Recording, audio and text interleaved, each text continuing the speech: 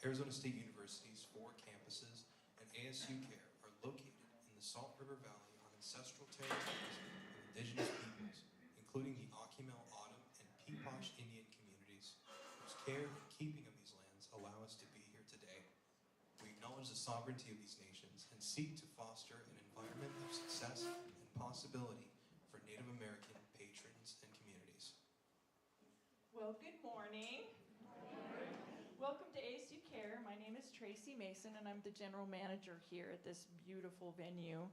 We're so glad you found us this morning, and I'm just going to make a couple little announcements before I forget, and I don't dare forget, is that we just want to acknowledge and thank Ms. Roma Witkoff for her sponsorship of these free events.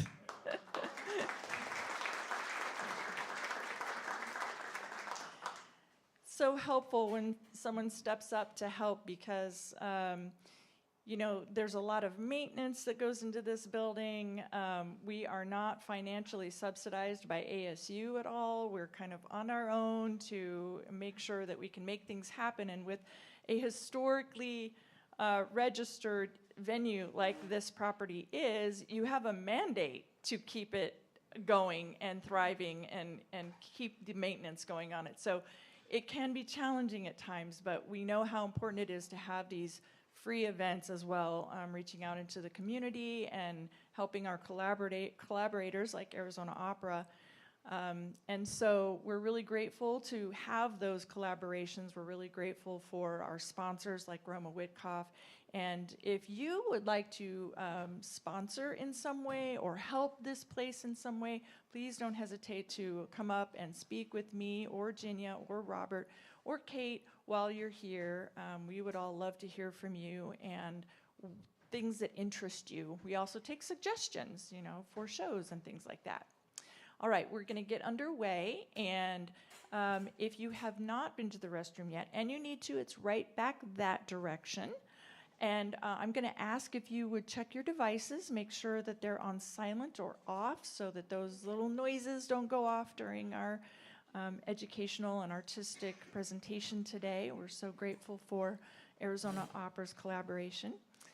And I will say that I have next season's shows all curated, so we have some great shows coming up, a variety, but we also have some offerings this summer. We have several small theater shows happening, and we also have another band. We have spiritual healing. It's called Spiritual Thing.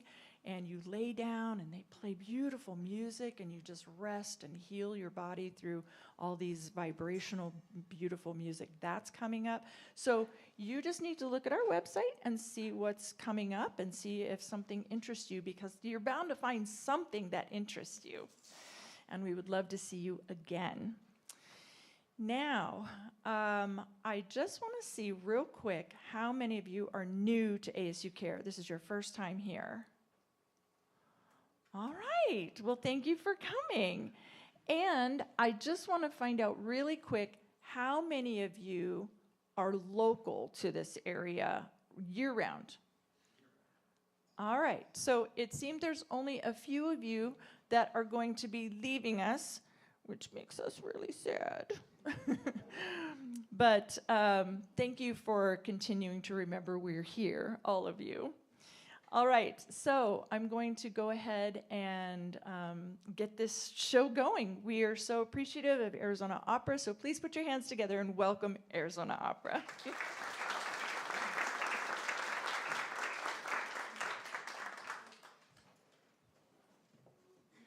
morning. I'm David Schildkret. I taught for, I think, 22 years at ASU, and yes, I am retired. That was a discussion before we began, but it's my kind of retirement, which is pretty busy, so that's okay. We're going to talk today about La Cenerentola, an opera written in 1817 in 3 weeks by Rossini, and I hope that you'll leave with some clearer idea of what was going on. So here's the title page of the libretto. This would have been sold at the first performance, because even if you spoke Italian, it's not that easy to understand the words when they're sung, and you'll hear how the way Rossini, hello? All right. The way Rossini sets words makes them a little bit tricky to understand. So even a native-speaking audience would have had this little booklet, and the Italian word for booklet is libretto, from libro, so little book. And so we still call the text of an opera the libretto. And so there it is, and it tells you that this is La Cenerentola, which is sort of the girl of the ashes, but translated now into Italian. She's Aschenputtel in German, and Cendrillon in French, all related to the idea of ashes.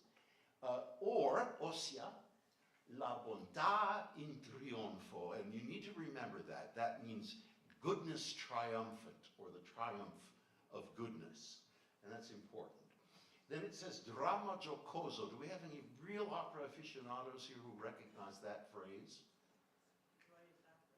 Say it again? Joyous drama. Yes, but another work that used that as its descriptor. Famously Don Giovanni by Mozart. And it's one of the first times that term is used, and we still debate what exactly it meant to Mozart. Here it means comedy. But in Don Giovanni, probably not. That's a separate lecture. It says that the poetry is by Giacomo, he's usually called Jacopo Ferretti, and we can tell that he's from Rome because it says Romano. That's not a cheese in this case. And then it's presented at the Teatro Valle during the carnival season in the year of 1817. It was premiered in January 25th, 1817, with music by the maestro Giacomo Rossini Pesarese, meaning he's from Pesaro. All right, so, and then you see that this was printed in Rome, Roma at the bottom. The Teatro Valle is in Rome, and that turns out to be important too. So a lot of information just there on that little, one little page. Now, I'm a college professor, always, even if I'm retired, so we have to have a quiz. The difference is because I'm retired, the quiz is at the beginning, you don't get a grade, and you can't fail it.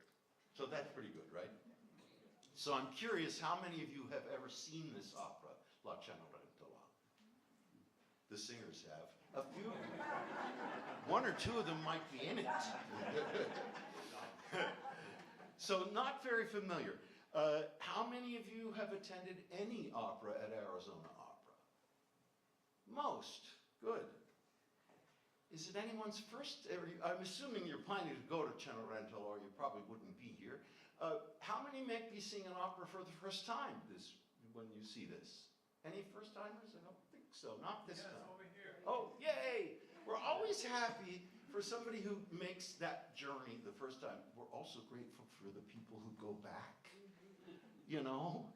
But, as Timothy Chalamet pointed out, I mean, he wasn't wrong, really. We're still talking about pieces written in 1817. Only 1 to 5% of the population goes to opera, classical music, ballet. So we're always glad when we increase that by even a tiny fraction. Thanks. Now, this next question is going to frighten you, but please don't let it, because you actually can answer it very intelligently. You just won't think you can, okay? How many of you could hum a tune by Rossini? You really should all raise your hands, and I'm going to prove that, okay? I'm about to prove it right now.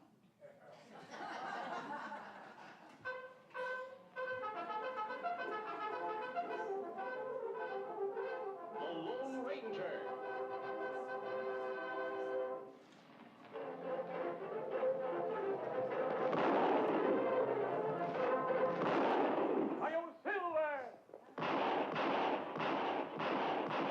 A fiery horse with the speed of light, a cloud of dust, and a hearty hi-yo silver. The Lone Ranger. I'm not done. I'm going to show you more. But I love that recording. It sounds like three guys standing around a horn. It's really, but that's the end of the William Tell overture. William Tell was Rossini's last opera. He wrote 39 operas. In his 30s, he had made enough money and his health was poor. He stopped writing operas, and for the next 30 years, he wrote a few things, but not much. There are various reasons for that, and it's still debated why. But I'm not done showing you how much Rossini you know. Oh, where do I get that wabbit? What would you want with a wabbit? Can't you see that I'm much sweeter? I'm your little senorita. You are my type of guy. Let me straighten your tie, and I shall dance for you.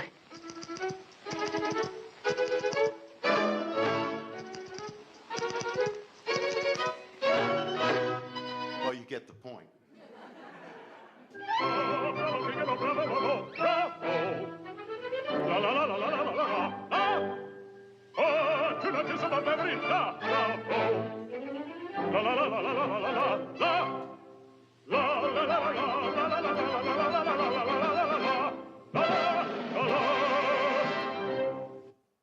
There are no fewer than 10 Warner Brothers cartoons that use the Barber of Seville in some form or other. The Bugs Bunny there was singing to the overture from Barber of Seville, and this is, of course, the famous Largo al Factotum, the Figaro's famous aria.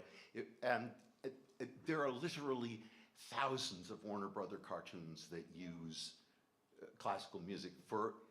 I think probably everybody in this room would say that was our introduction to classical music, was Bugs Bunny and Friends. The younger ones among you may have a different way in, but that was the way it was. But it wasn't only Warner Brothers. I have one more.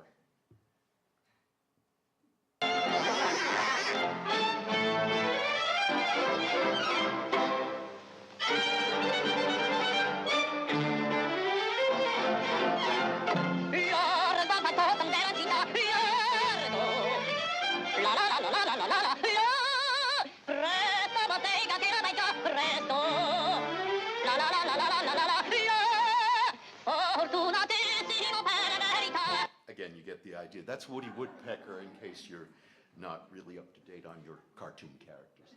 So yes, Rossini remains, in a way, part of our musical language. And he's probably the most famous composer that people have never heard of. I'm sure if I went out into the Fashion Square Mall over there and said, "Who's Rossini?" they would say, "That sounds like a dish I would get at the Italian restaurant." But in fact, we all know melodies by Rossini. They're totally familiar. And if you want a guide to classical music used in cartoons, this Twitter thread has all of them on there. So if you search for Vincent Alexander and the word thread, and then this phrase, lots of us don't, because you won't remember that stuff in the green, but anyway, you can find this, and it's a fabulous list. Okay, now to something a little more serious. It occurs to me that one of the interesting things and unusual things about Rossini's operas that we still do, this one and Barber of Seville are the ones you're most likely to see. I think you occasionally see a staging of Semiramide, which is one of his serious operas, but in fact, his music isn't done all that much anymore. I don't think anybody in this country puts on William Tell much. It's done in Europe a bit. But what's interesting to me about these operas is the fact that in both Cinderella and the Barber of Seville, the leading lady is a mezzo-soprano or a contralto. That's the lower of the women's voices. We're used to the idea of the star being the soprano, right? In Aida, Aida's a soprano, Amneris is a mezzo. And I was first introduced to the frustration of this by a teacher of mine in high school who was a mezzo-soprano and who said, "We spend all night screaming our lungs out and singing the same high notes she does, and Aida gets all the applause." Because the fact of the matter is there's not much difference really in vocal ranges there between a soprano and a mezzo. A certain kind of soprano who sings the Queen of the Night can go into an astronomically high pitch, fine, whatever. But the fact of the matter is it's more to do with the character of the voice than it is really to do with the range. But it's interesting, and it was fascinating to me, why is it that Rossini wrote so much for principal singers who were mezzo-sopranos? Now, one of the answers is the one you might think it would be. He eventually married a mezzo-soprano, and that wasn't the first one he had been with either. He was attracted to them. But there are actually some really substantial musical reasons why he would do this, and it has to do with where Rossini is in terms of, for want of a better word, the evolution of singing. He's at a moment when singing is starting to change from what it had been in the 18th century to what it would become in the 19th century. And partly this has to do with the theaters, but also the nature of the music itself.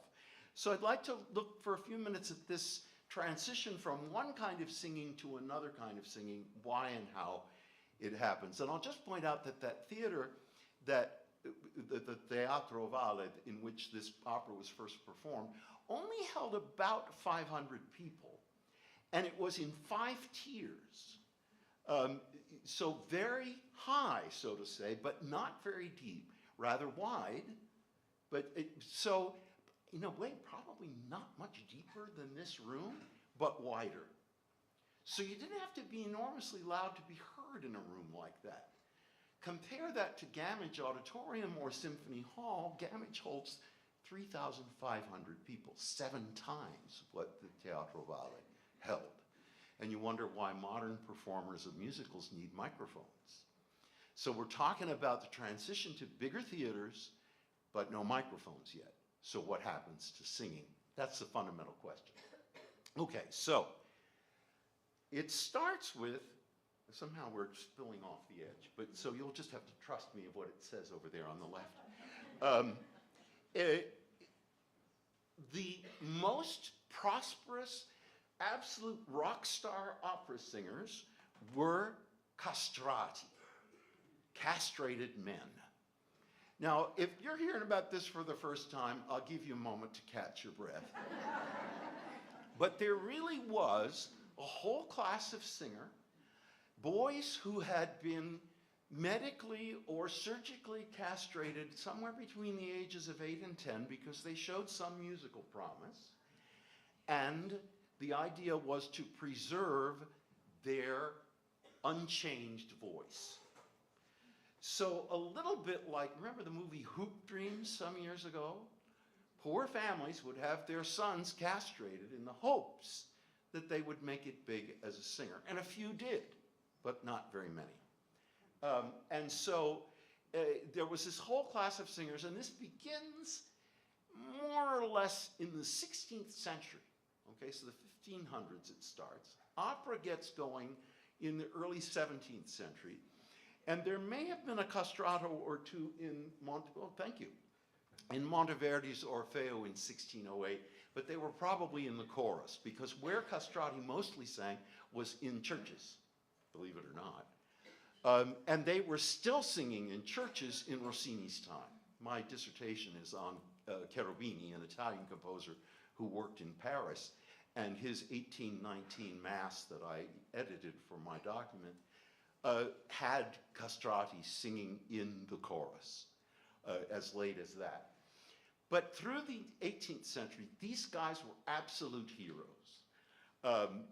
And partly it was their physique and the sort of oddness of them.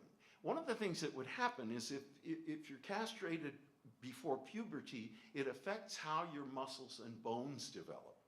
And so they would grow tall as 7 feet. They would have big barrel chests, very long legs, but for musical purposes, what's important is that they retain a child-sized larynx in that adult body. So it's an unbelievably agile voice, but it's loud. And what they liked was the sort of almost supernatural character of this. So the hero, the male hero, Julius Caesar, is played by a castrated man. And it's why you hardly ever see a Handel opera anymore. Because what do you do? No, I'm serious. What do you do about this? You have a problem. You can do one of 2 or 3 things, none of which is altogether satisfactory, okay? You can have a man singing falsetto, okay? So at least we see someone who looks like a man, but that's not a very loud voice. It sounds like this. I actually do sing the Queen of the Night to my grandson. It's pretty hilarious.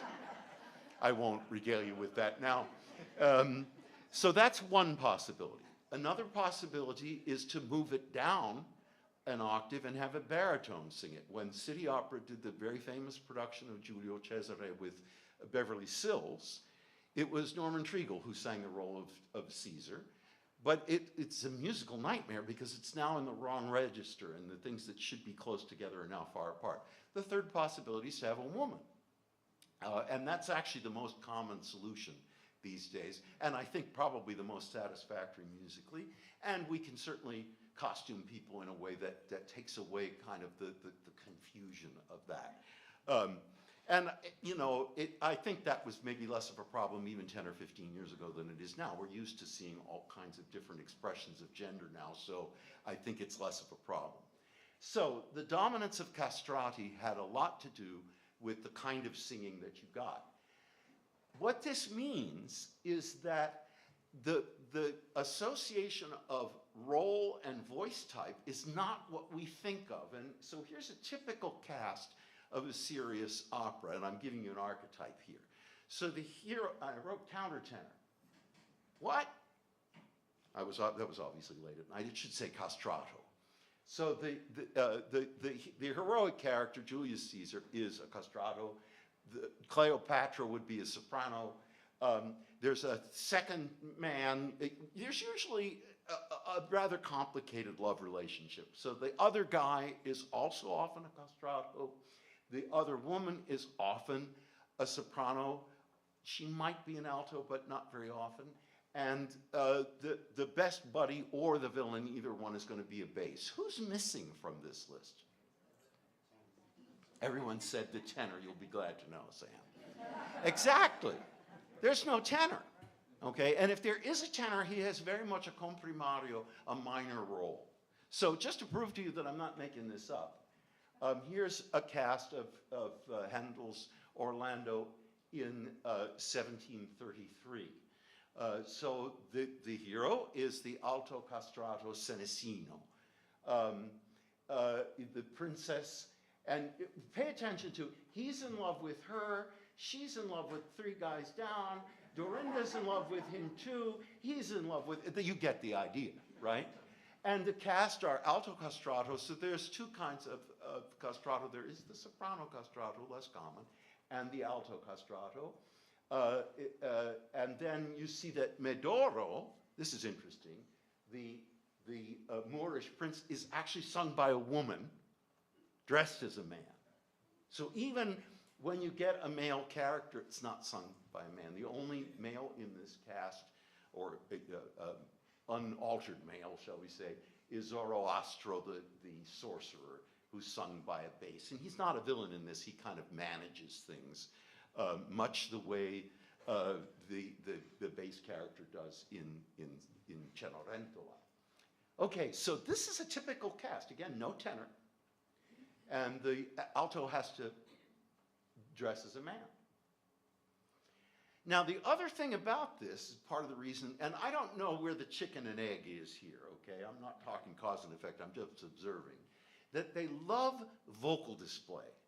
And in fact, attending an opera in 18th century England or Italy or wherever you were would probably seem to us more like attending a baseball game or a basketball game today than like an opera. You don't sit in the dark. It's not silent in the audience. People are selling things. We're admiring everyone's dresses, and when they're singing the recitatives, which aren't usually terribly musically interesting, we're kind of, yeah, whatever, fine, we're reading in the book, and we know what's happened.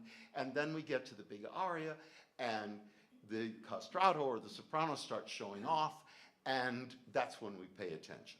And so the more gymnastic it is, the more athletic it is, the more it jumps around, the more interested we are. So it really is kind of an Olympic event, so to speak. And there is all kinds of ornamentation, both written and improvised. That's important to remember. So the typical kind of aria in this period is one called a da capo aria, from the instruction to go back to the beginning. So you write it in two sections. There's an opening section, and then there's what's effectively a middle section. And at the end of the middle section, it says, da capo, go back and do the first one. And when you do the first one again, you're supposed to make it even fancier. You're supposed to decorate it and show off. And so if you have terrific trills, you do lots of trills. And if you can sing high notes, you throw in a few higher notes than the ones you sang before, or whatever it is. And this was the expected art of singing. Nowadays, we stick pretty much to what's on the page. So let me give you an example of that. So this is a castrato roll. This is Orlando, sung by Senesino, here by a countertenor.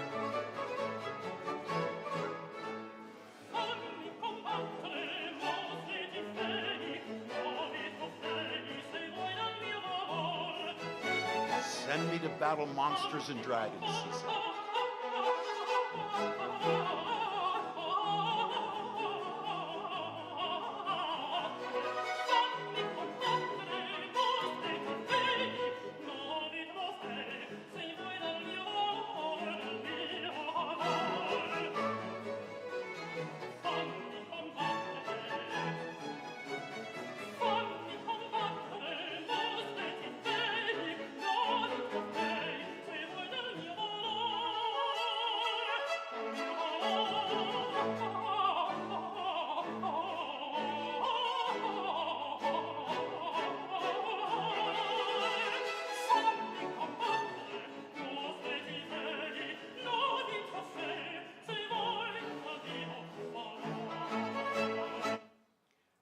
Amazing, isn't it? I mean, I can't even imagine doing that.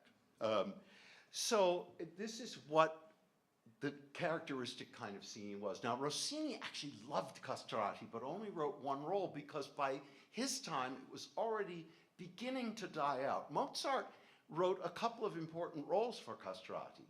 In Idomeneo, the son Idamante is meant to be sung by a castrato. It's usually done by a woman now. And in his very last opera, La Clemenza di Tito, there's again a castrato role. So as late as 1791, Mozart was still writing for castrati. Exultate jubilate, at which again, you know this piece, you just don't know, Alleluia, Alleluia, written for a castrato. So Mozart was still writing for them. Rossini only got to write one role for a castrato, and that was Giovanni Battista Velluti. And the last known role for a castrato was as late as 1824 by Meyerbeer for the same singer. There is a recording that exists of someone believed to be a castrato who was singing in the Sistine Chapel Choir in 1904. And you can hear that recording. I don't recommend seeking it out. It's terrible in every respect. But you can hear a little bit of what that voice might have sounded like. So there is Velluti, very handsome, isn't he? Here's what Rossini had to say about castrati late in his life. I've never forgotten them. The purity, the miraculous flexibility of those voices, and above all, their profoundly penetrating accent. What he means by that is you could understand them. The same thing that the Gershwins would say about Ethel Merman. It's the same thing. All that moved and fascinated me, it should say, more than I can tell. These mutilated singers were the founders of the singing that is felt in the depths of the soul, and the terrible decline of the Italian bel canto had its origin in their disappearance. So as far as he was concerned, singing went downhill after castrati were no longer used regularly. So we're going to hear a little bit of how Rossini adapted that into his music, and part of why he was so enamored of the female alto voice, because it's the closest thing that you would get to the alto castrato. So it's a little topsy-turvy. This aria comes very near the end of, in fact, it's the end of La Cenerentola, which is, I think, a little cruel on the singer, don't you? Yeah, I mean, you have to... At least you're warm. Yeah, she's, Sedona says, at least you're warmed up. So this is the famous Non più mesta, in which she sings about how she's not going to be sad anymore now that she's gotten together with the prince. And so I think you will hear a similar kind of vocal gymnastics to what you heard just a moment ago in Handel. So here are Sedona Libero and Nate Van Horen to perform Natia Lafano and Non più mesta.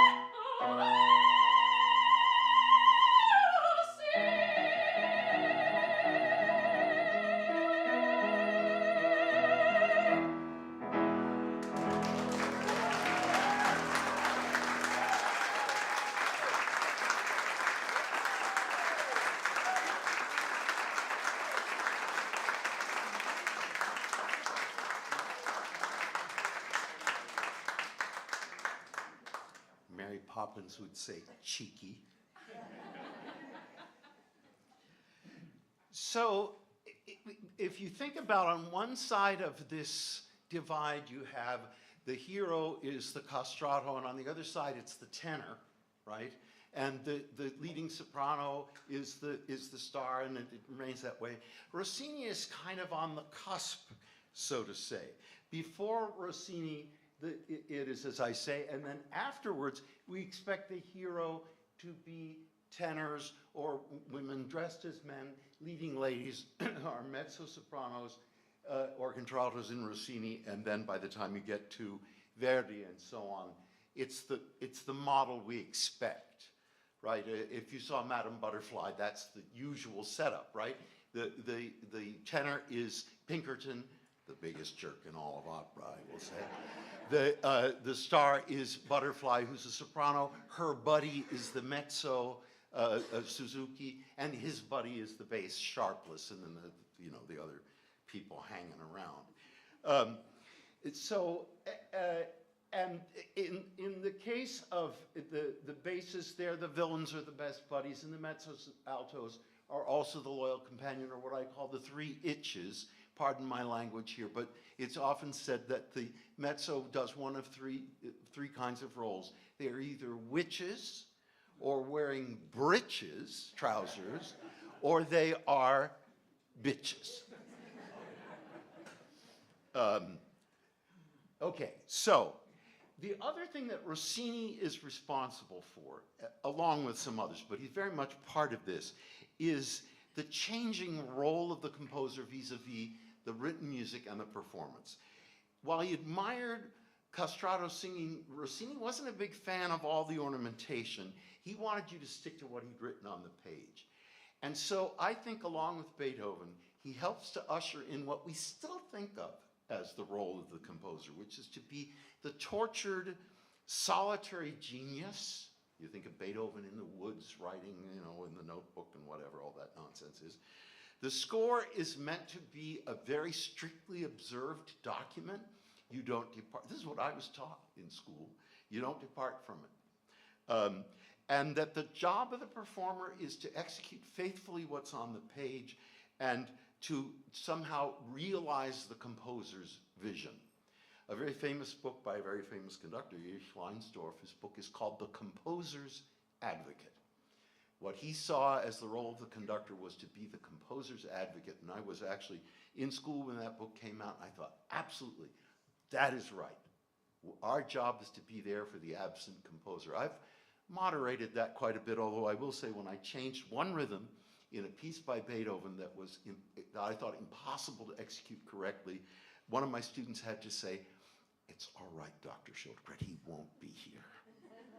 But I mean, it really took me weeks to say, "Look, just change that to the other rhythm, it'll be all right." I mean, so it really is hard. Nowadays, I would say that the conductor is the listener's advocate. Our job, I think, is to get the music into your ears in as clear and as understandable a way as possible. That's what I think is really our role. All right, so finally we're to La Cenerentola, or my subtitle is Where's the Pumpkin?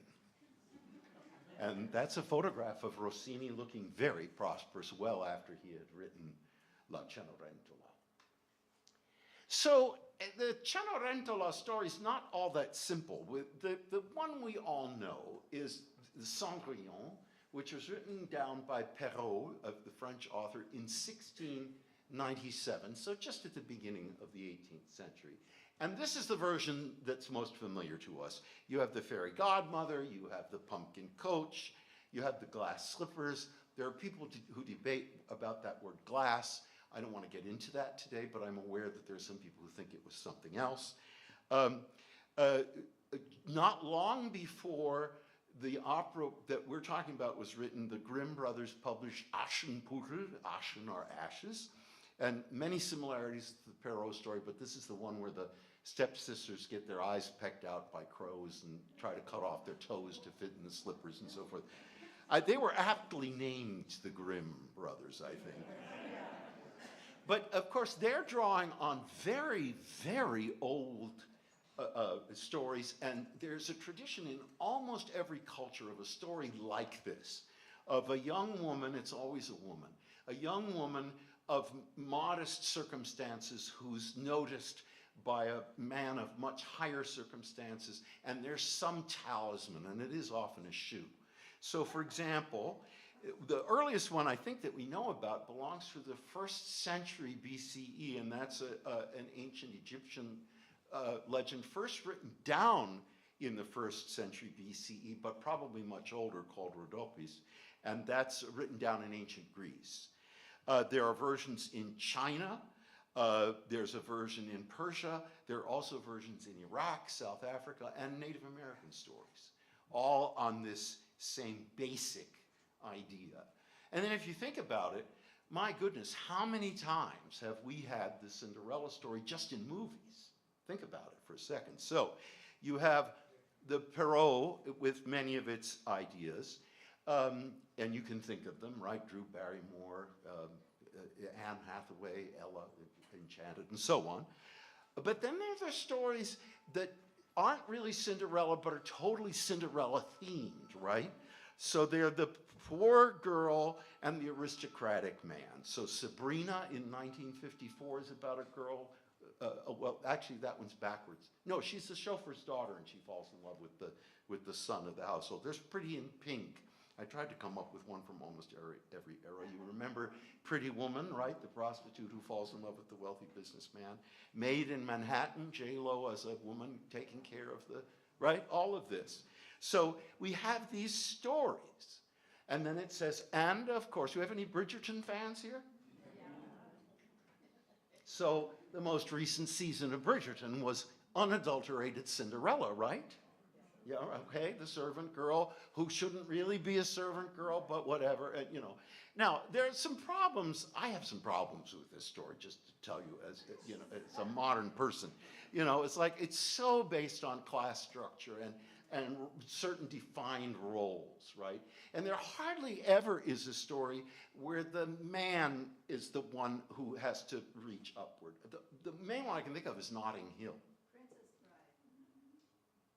Well, but he's a prince, right? Princess Bride, somebody said, I don't know, maybe. There's Cinderella with Jerry Lewis, 1960. But I am also thinking of Notting Hill, right, where Hugh Grant, thank you. Suddenly I thought I was wrong. Right, he's aspiring to have a relationship. Who wouldn't? With the lovely Julia. So anyway, so we're actually used to Cinderella stories that don't have pumpkins and magic slippers and magicians.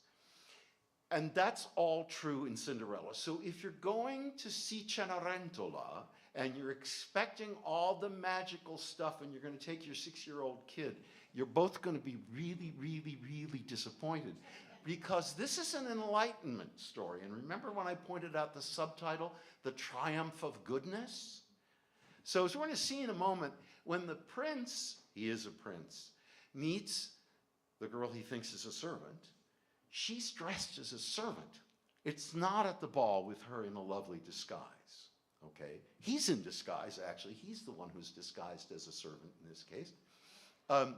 There's no magic. There is a tutor who has kind of somewhat magical abilities, but it's all based on misunderstandings, like out of Commedia dell'arte. People are in disguises, and they're not who they're supposed to be, and that's how it works out. But the idea is that Cenerentola, her name is Angelina, little angel, that she is so good and so pure and so wonderful that shines through, and that's what redeems her, not a fairy godmother. So just know that you're not going to get those magical elements. Sorry, there's no pumpkin. So here's a very short history, and why there isn't. I don't know why I'm so fascinated by pumpkins, but there it is. That's a painting, actually, of the librettist, good old Jacopo. And there again is the title page. I just wanted to remind you of goodness triumphant, and that was a picture of Ferretti that was there. There's Rossini, nearly on his deathbed. So the brief history we have from Ferretti, that's why I put his picture there, he described what had happened.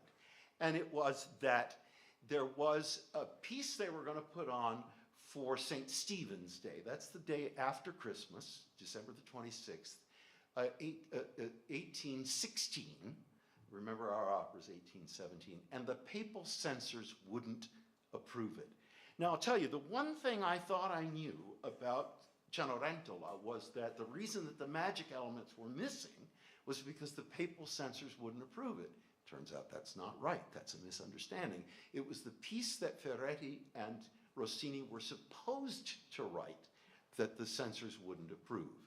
Ferretti says they had a meeting at the impresario's office where he offered 24 different options to Rossini. Maybe it was 6, who knows? I mean, he's telling this story, and he's a dramatist, so he's going to make it good, right? And Rossini's falling asleep on the couch, and finally Ferretti says, how about Cinderella? And Rossini perks up. So that's the one that they decide to put on, and a month later, January the 25th, they're putting on Cenerentola. So that's how it comes about. In Carnival season, they have to postpone this premiere for a month, but the whole thing was written, rehearsed, designed within that period of time. Really quite remarkable. Now, it's possible because there's a certain amount of recycling going on. So Non più mesta, which you just heard, Rossini wrote originally in somewhat different form for Barbara of Seville a couple of years earlier. And it was usually cut, so Rossini said, you know what, I got this pretty good tune, why not use it again? Composers did that all the time. Bach did it, Handel did it, it's not an unusual practice. And of course, costumes wouldn't have been a problem, really, you just need some pretty dresses. And you know, the sets are backdrops, they're painted backdrops, again, not too difficult to put together, but imagine rehearsing all this music and memorizing it while it's being written. Unbelievable. Well, let's hear a little bit more music. There is a handsome prince. He spends most of the show disguised as his own squire, but that's okay. And he vows at the end of the second act that no matter what, he is going to find this young woman. All he has of hers is a bracelet. I'm sorry, there isn't even a shoe. She's dropped her bracelet. And so he has that bracelet, and that's how he's going to find her. So here is Si ritrovarla, I will find her, sung by Sam Krause with Nate again at the piano.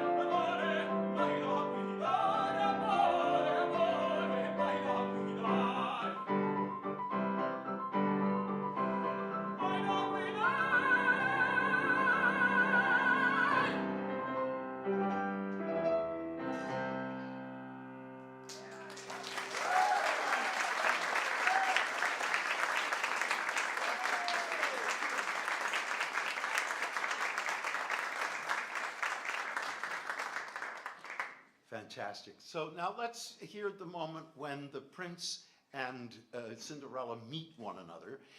This is from the first act. We've gone backwards through the opera. The prince has come to the home where Cinderella lives with her stepfather and the two wicked stepsisters. That's good. Okay. And he's been told by his tutor that he's going to find a bride there. And as he says, a bride to marry but not to love. There's a law that he has to be married, and he's not very happy about that. So he's gone to this house to search for them, and somehow he wanders in and there's nobody there. And he starts wondering about that, and then in comes this servant girl carrying coffee cups and sees him. She's startled by him. She drops the cups. And as they look at one another, well, you'll see what happens.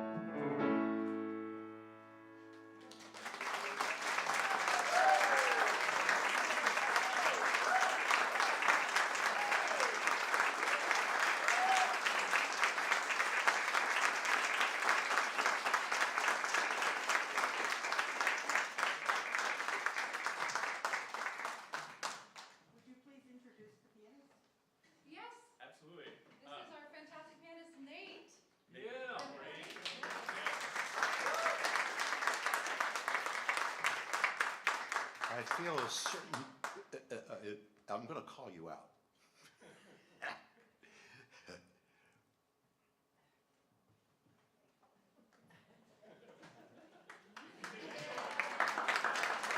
I would never ignore the pianist. I'm so dependent on them, I would do that at my peril. Okay. All right, so sorry that we have to go back all through that. It's not just fantastic stuff. And it's all, of course, about the vocal gymnastics, but also the beautiful way that Rossini portrays this idea of love at first sight. And I've always said that it's, all the names go out of my head, the Puccini who does that the best in Bohème, the first act of Bohème. Well, I just want to leave you with some final thoughts, and we'll have time for some questions if you'd like. It is some of the most familiar music, even though maybe the name of Rossini is not that familiar. He's a pivotal figure, and the magic in this story isn't in the sorcery, it's in the singing, the vocal pyrotechnics. That's where it is. So you go to see this not because there are going to be pumpkins and glass slippers, but because you're going to hear this marvelous music with the voices dancing all around. So we do have time for questions. I went a little bit beyond. Let's thank our performers one more time. Wow. Yeah. I will say this, while it is, the wonderful Cinderella story, it's also a comedy. So definitely come check out the show because we just finished staging it and it is so funny. Lots of physical comedy, lots of gags, lots of laughs, lots of crazy pyrotechnic singing. You'll have a great time. And what are you doing in that, Sedona? I'm actually singing one of the stepsisters. So She has probably the most fun part in the show. She's the really catty stepsister, Tisbe. And we should point out that this is a semi-staged production. So the orchestra will be on the stage, the singers in front. That's a smart idea in Symphony Hall. That hall really is too big for this kind of singing.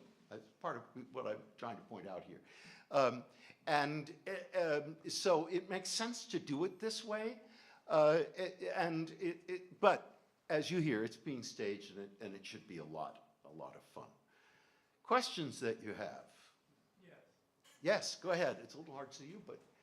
I was curious, I'm so impressed with singers who sing in different languages. And have you guys studied language to where you are fluent in German and Italian? yeah. I guess I'll come up to the mic. Yeah. As singers, during our education, we learn, at least I did, I took like a semester of each of the main languages that we sing in for opera, which is usually going to be Italian, French, and German. You will probably sing operas in Spanish, English, which luckily I'm a native speaker of that, so that takes care of that. You'll hear Russian, you'll hear Czech. There's operas in every language from all over the world, but kind of those main core ones are the ones that we study. I can understand a lot more than I can speak, I will say that much. But we also learn a tool called the International Phonetic Alphabet, IPA, not the beer. And that is a system which we learn, we learn the rules of pronunciation in each language, and then we know how to effectively pronounce them as close as we possibly can to sounding like a native speaker.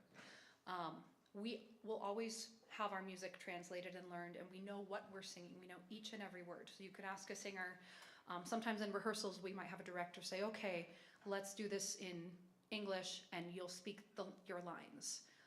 So we do know what we are saying in all of these languages. Maybe we can't speak it as well, but we can definitely create the theatrical illusion that we do.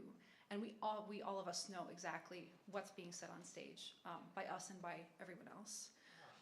So it takes a lot of training, and we're always learning and improving those languages. But yeah, and the International Phonetic Alphabet is our little back pocket tool we use for that. Right. One other quick follow-up. playing the wicked stepsister. Yes. Is this typecasting? Perhaps. No. No. In my experience, and I'm not necessarily talking about myself, but in my experience doing operas, you know, you usually have a big villain, the mean characters, you know, in Tosca you have Scarpia, and, you know. Every single person I've met who sings horrible, nasty characters is the sweetest, nicest, kindest person I've ever met. Yeah, right, thank you. And actually, it's more important for Tisbe to be funny than it is to be mean, don't you think? She often gets a lot of opportunity to horse around. Oh, the both of us are horsing around. Okay, yeah.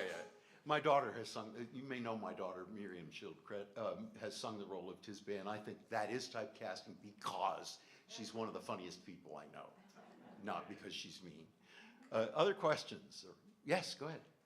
Rossini's these arias seem to really be like 4 or 5 songs shoved together with intermissions inside the aria. Is that just him, or is that the style, or is that what we're moving to? It's the style, and actually by the time we get to Rossini, it's becoming a little old-fashioned, but there is a formula, and you already hear it in Mozart, where you have a slower section followed by a faster section. Rossini will stick another one in there very often. There's often 3 sections, but you can expect every big moment to end with a quick finish, called often the cabaletta because it gallops off like a horse. So the end of the overture to William Tell is a gallop. So that is a kind of a formula. Donizetti and Bellini will use it. Verdi will still use it, but he's a little uncomfortable with it and tries to push the envelope of it. German composers less interested in that, so Wagner doesn't do that as much. And of course, by the time you get to Puccini, he more or less abandons that formula, but it is very much a formula. That's the way Rossini was able to write 39 operas in about 20 years' time. So a lot of it is formulaic, frankly. He's the studio system of opera. And in a way, he's kind of like a one-man Rodgers and Hammerstein or Andrew Lloyd Webber. You know, it's that kind of level of popularity. Other questions or comments? Just shout. Go ahead. Oh, hi, Bob. It beats the operas where there's no operas. Bob doesn't like modern operas where it's all kind of talky and where there's nothing that sounds like I think we've talked about, what, a Prokofiev opera maybe? Yeah. So so one of the problems with this style is that everything kind of has to stop for the aria, which is a Baroque idea. And by the 19th century already, we want something that flows along more naturally. It doesn't come to a halt every time there's an emotional moment, but instead has a kind of a more natural arc. And as we look for that, we get maybe fewer and fewer times where there's a set piece, so to say. Now, if you want to know more about that, Cassie will be happy with me. At the end of the month, I'm doing a talk for the Friends of Arizona Opera, which is the 4th in a series I've been doing on history of opera, where I talk about this very thing. So that's a coming attraction. Maybe one more question. Yes, go ahead. Thanks. I've never been to one. I did enjoy it, but I did enjoy having the words up on the screen. And you will have that next weekend as well. Yes. And in fact, I think that's been the most revolutionary thing to happen to opera in my lifetime, is the ability to show these, what we call super titles, because they're above the heads of the actors. And it's now very easy thanks to PowerPoint. I did these myself over the last couple of days. We used to have to do them on glass slides when it first started out. So God forbid you made a mistake. It was hard to fix. But nowadays, like I'm missing a period in one of them, I can go back and fix that. And I saw one place where it should have been in italics. It's very easy to fix. But it's revolutionary. And if you go to a place like the Met, that screen is on the seat in front of you, and you can choose your language. So you can, and you see it's important because you noticed that when she was singing about thunderbolts and so on, the music does that, and it's really helpful if you know that lampo means clap of light, lightning bolt. It's much, much better that way. And you were able to laugh at the jokes, right? One of the challenges, I will say, having done some of these, is you have to be careful that the audience doesn't laugh where they're not supposed to. So for instance, I'll give you an example right in this very piece. When Don Ramiro, that's why he was with an R, the prince is Don Ramiro. When he first says that he really likes the way she looks, let me see if I can get back to that slide quickly.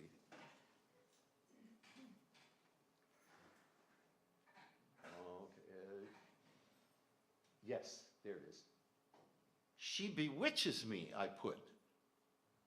The word in Italian is seduce.